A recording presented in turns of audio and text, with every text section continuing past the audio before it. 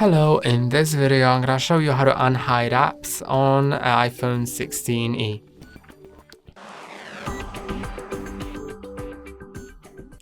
To unhide the apps, you need to first hide it. So if you have, I'm gonna show you how to hide it just in case you need it.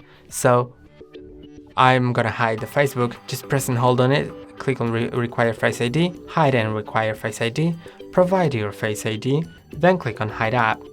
Now it's hidden, and in order to find it, you need to go to the app library, which is on the foremost right side on the home screen, then scroll down to hidden. Now you need to unlock it with Face ID, and you can just click on the app to open it, or press and hold on it and click on don't require Face ID to unlock it, to unhide it. And now the app won't be added to the home screen automatically. To do that, you need to do that manually, so find it somewhere here. You can also just search for it if you can't see it. Press and hold on it, and then click on